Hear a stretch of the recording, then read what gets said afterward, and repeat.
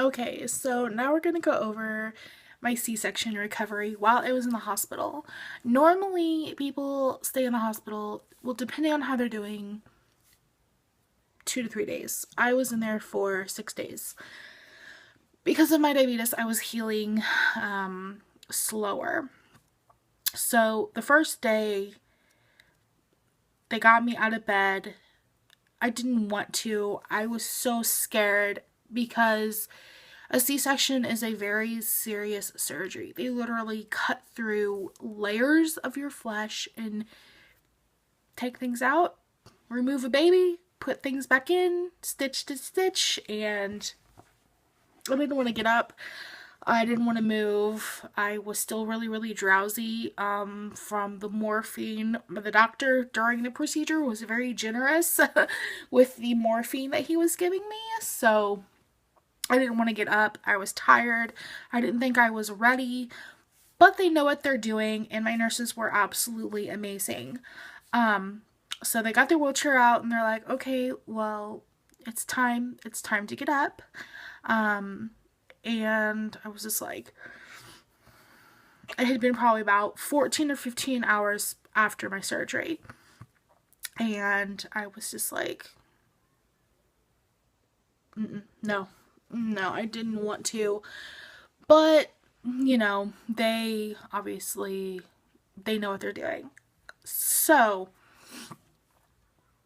they stood me up, and eventually my whole demeanor, and everything, not demeanor, but my whole feeling of my balance and everything was so different. And so I immediately got dizzy.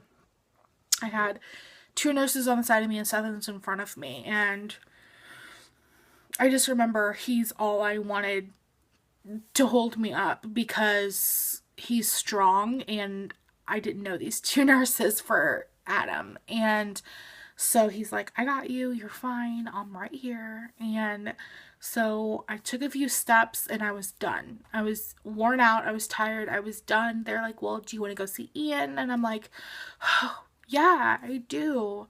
So after about an hour of me just trying to just stand there and cry because it was hard, and I was overwhelmed still. So they got me in a wheelchair, and I had a pillow I was holding on to because my stomach just hurt so bad. And when I stood up, I literally felt like everything was gonna fall out. It didn't feel right. But I was very vocal on, should I feel this way? Should I feel this way? And they're just like, yeah, you're fine. You're fine. And I'm just like, well, that's great. I don't feel fine, but I was fine. So I finally got to go down there, and he was in a incubator. And he was so tiny. He hadn't had a bath or anything yet. He was hooked up to all kinds of machines, and I would just stared at him. And finally his nurse was like, okay, you can touch him now. So I literally was scared to touch him. Like, my first thoughts were, this isn't real. This isn't real. There's no way he's here yet, So they opened the little side where you can put your arms in, and they stuck just one arm in because I couldn't really get out of the wheelchair.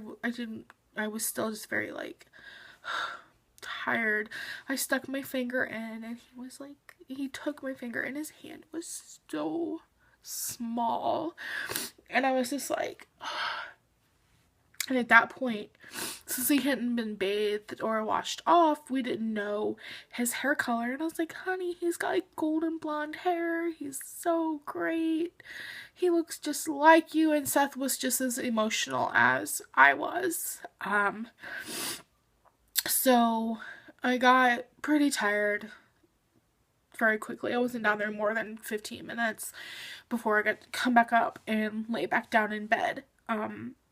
So then the doctor came in for the second time. I didn't remember quite the first time they came in and were kind of feeling my stomach. The second time my doctor came in, and I like my doctor, Dr. Gutierrez. She's really, really nice. I did not like her this time. She came in and she was pressing really hard on my stomach, you know, just making sure everything was kind of, you know, in the right place for the time being. And she's like, you have to wear your belly band will really, really help you. It'll make you feel just great. So that was my best friend from there on out. I had been wearing it, but she told me, like, when they undid it for her to feel my stomach, I felt like everything was gonna just fall out. And I was like, give me the band back. Like, give me the band. Like, if this thing is like my freaking best friend.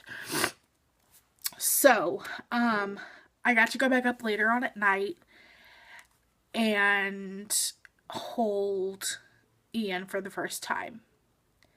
And Seth got to hold him for the first time. And we were doing skin to skin. And it was so emotional. And I just remember I didn't quite have that feeling of attachment. And I didn't have that feeling for a few days. And that hurts me so much because I miss Mom. But I didn't have that feeling of just attachment. I had that feeling of just kind of emptiness, and that worried Seth a whole lot because I know a few people that had postpartum depression, and all the tests that I had taken so far in my pregnancy, and they had given me a test earlier that morning, I had no signs of it at all, but I didn't feel an attachment, and that scared me too a lot.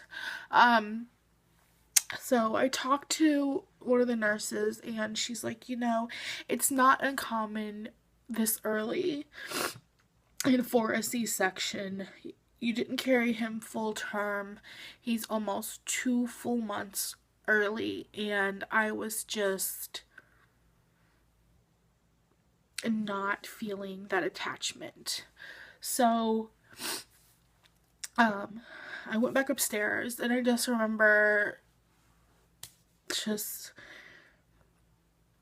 being on my phone, and I was on Facebook, and everybody congratulating us because, you know, it was such a surprise. Everybody's like, I'm praying for you, congratulations. We had posted a picture of him. Everybody's like, he looks so great. And I was just like, I felt lost. And I think the fact that I hadn't eaten since Wednesday night, and it was now Friday. The last thing I eaten was that snack right before my water broke Wednesday night, and it was now Friday, and I finally got to eat a dinner. I got to eat a salad because with my diabetes, I didn't know I had it until I was not diagnosed, but until I found out I was pregnant. So they had no baseline to go off of for my blood sugars. Therefore, they didn't really let me eat, and they were like, you're only allowed this many carbs and everything. So the days that led up, I went and saw Ian as much as I could, and I started to pump because I'm going to breastfeed him. And well, I am breastfeeding him now, but I was like, I'm gonna breastfeed him, I'm gonna start pumping. And that was so hard in the beginning because they're like, your body was just thrown into this, you're not gonna have anything for a while. And I just had the colostrum very, very little, so that was a struggle too. And it's still a struggle to this day because my full supply still isn't in, but it's getting better. So the breastfeeding journey has begun, and I'm a month in, and I'm noticing that it is increasing. But It's not quite there, and I hope I'm actually able to when he comes home. So, on to the NICU stay. It's really hard not being there with him every second of every day. We go a few times a day, a couple to a few. We're very fortunate to live very close to the hospital. We can get there in less than 10 minutes, and it's a blessing. But he has had some ups and downs. They gave him a dose of caffeine to help his lungs since he is so premature, and oxygen. He was on those the first 2 weeks pretty much. Then they took him off, well, the first week and a half. Then they took him off of the oxygen because he was doing great. We started bottle feeding him. I wasn't allowed to try breast yet, but it wasn't too long before, I think it was like 2 or 3 days from bottle feeding to I've only got to try to breastfeed him one time so far, because he's having Brady's, which he stops breathing because his mind is, I have to breathe, I have to suck, and I have to swallow, and he wasn't doing all those things all the time. But it's a long journey, and he's doing really, really good. There's Daddy back there. So today we just got word that he is back down to a more critical floor. He's been off of oxygen and everything, and he's doing really good. He's now 8 pounds, copper red hair, and what are you doing? But yeah, he's doing really good. I'm doing good. My incision is still healing a whole lot. I still have a few small gaps. One is a little bit bigger than the other.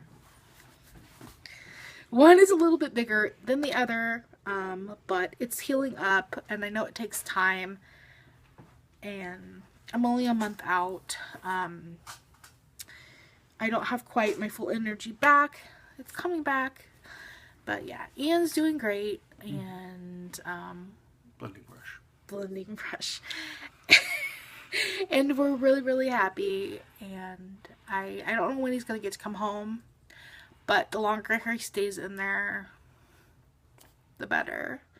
And it sucks to say it, but they're taking great that's care. The way it is. So thanks for watching, and I hope that anybody that goes through this can relate, or anybody that's gonna go through this that's pregnant. I hope I can help you out. I don't know, not with all the crying, I'm sure, but thanks for watching. I'll see you guys next time.